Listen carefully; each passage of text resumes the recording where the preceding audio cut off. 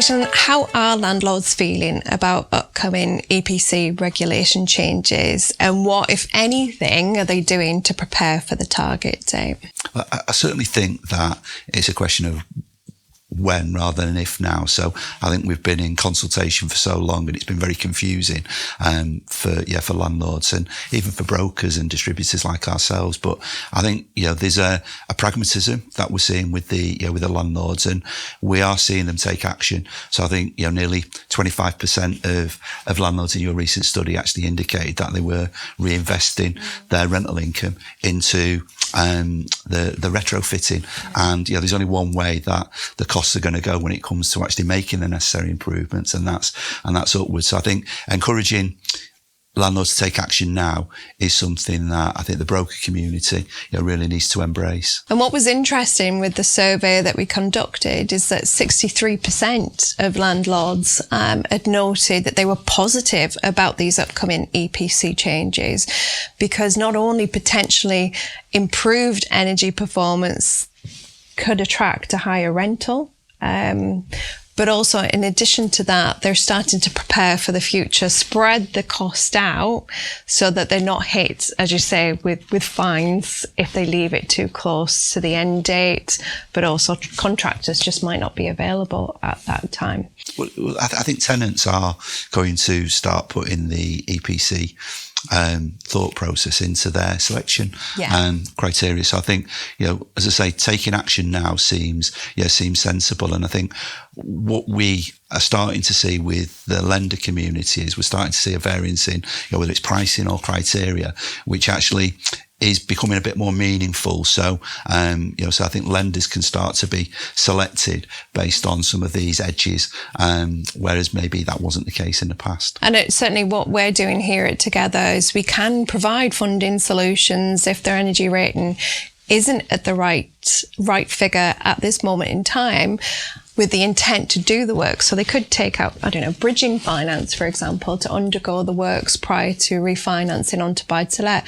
But also in some instances, the cost could be really low. It could just be something minor, such as changing light bulbs or loft insulation that can bring the energy rating to the right level.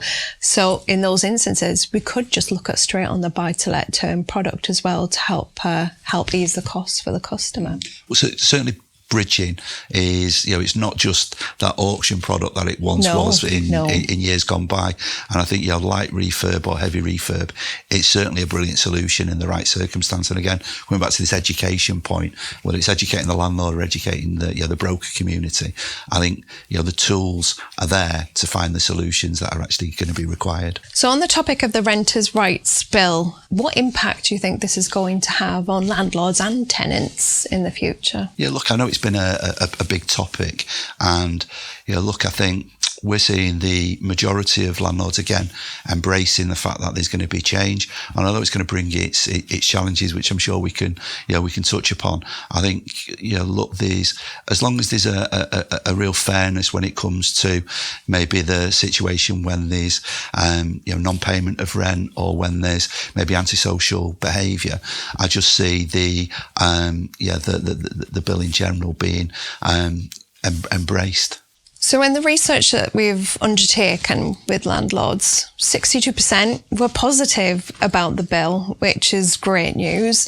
But then 25% are looking for more of a balance between landlords and tenants within this.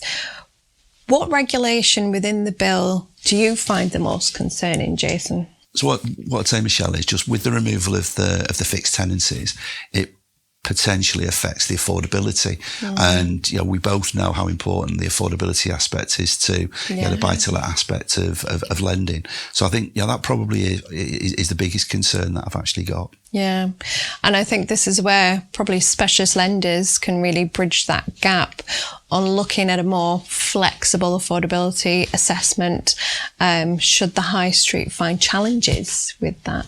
So we've talked about your concern. But what do you see as the positive of this upcoming bill? Look, I think initiatives like a landlord database has to be a good thing, maybe somewhat unusually. I'd also embrace the ombudsman idea. And and just to ensure there's this fairness on both sides for both the tenant and the landlord. And I think the third element for me has to be there's no place for unsafe, unfit properties nowadays. And I think the AWAB's law and how that's been implemented and integrated into the bill is a good thing. Yeah, and certainly from a lender's perspective, it gives us great confidence if we do have a national database to see, those good landlords, because there's many of them out there, and this is a great opportunity to really clean, should I say, the rogue landlords that really shouldn't be out there operating in this market. So the new stamp duty taxation came into effect in April this year. Overall, what effect do you think that will have on the buy-to-let market? Inevitably, there will be some passing on of the costs from the landlord to the tenants, but there has to be some kind of balance to be found. And I'm sure that the landlords will work accordingly with the tenants. And it's certainly in areas such as Manchester, Birmingham, Glasgow as well, which we talked about earlier. Those areas we're seeing investors purchase because lower value properties, therefore stamp duty will be lower for them, and with great return on the yields as well, isn't there? So it makes sense to certainly invest in those spaces. Have you heard any kind of impacts or any concerns from investors that are buying more and more subsequent properties? Not concerns. Again, I think 30% of our application volume this year has been in the buy-to-let space, and there's an increasing bias of those applicants being in the south. So I think the savvy investors that have traditionally bought maybe in that central London and southeast are recognising the northern powerhouse, are recognising that you can get some real nice yields.